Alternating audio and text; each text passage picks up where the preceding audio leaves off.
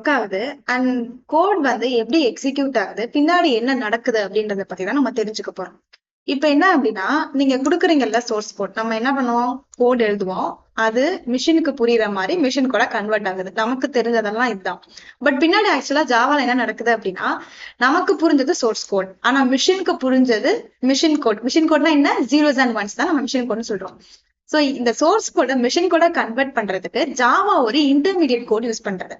அந்த இன்டர்மீடியட் கோடுக்கு பேர் தான் பைட் கோட் அப்படின்னு சொல்றாங்க. அந்த இன்டர்மீடியட் கோட் பேர் தான் என்ன அப்படின்னா பைட் கோட் அப்படின்னு சொல்றாங்க. So this is the important thing in Java.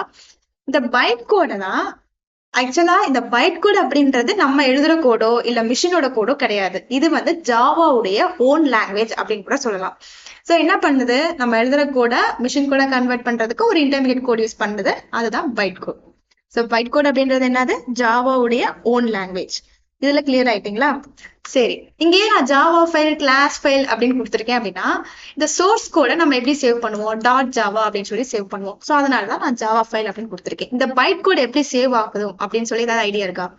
இந்த பைட் கோட் ஆக்சுவலா எப்படி சேவ் ஆகும் அப்படின்னா, டாட் கிளாஸ் அப்படின்னு சொல்லி தான் சேவ் ஆகும். நீங்க சேவ் பண்ண மாட்டீங்க, பட் ஆட்டோமேட்டிக்கா நீங்க இந்த ஜாவா டாட் ஜாவா ஃபைல ரன் பண்ணும் போதே ஆட்டோமேட்டிக்கா என்ன ஆயிடும், இந்த டாட் கிளாஸ் அப்படின்ற ஃபைல் வந்து கிரியேட் ஆயிடும். ஸோ நீங்க டீப்பா செக் பண்ணி பாத்தீங்கன்னா தெரியும், கிரியேட் ஆகும். இந்த டாட் கிளாஸ் ஃபைல் தான் மிஷின் கோடா கன்வெர்ட் பண்ணுது.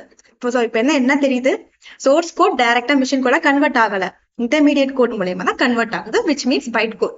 ஸோ இங்க ஜாவா ஃபைல் வந்து கிளாஸ் ஃபைலா கன்வெர்ட் ஆகுறதுக்கு நம்ம வந்து கம்பைலர் யூஸ் பண்றோம்.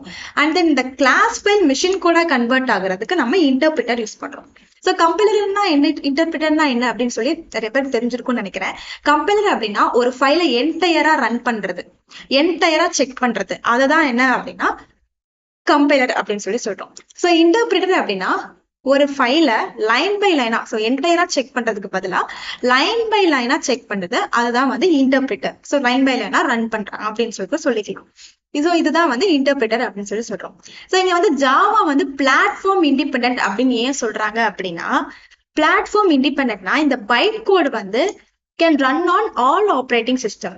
ஸோ இந்த பைட் கோட் என்னது, எல்லாம், அதாவது ஜாவா பிளாட்ஃபார்ம் இண்டிபெண்டன்ட் அப்படின்னா ஜாவா கோட், நம்ம போடுற கோட் வந்து எங்க வேணா ரன் பண்ணிக்கலாம் அப்படின்றது அர்த்தம் கிடையாது.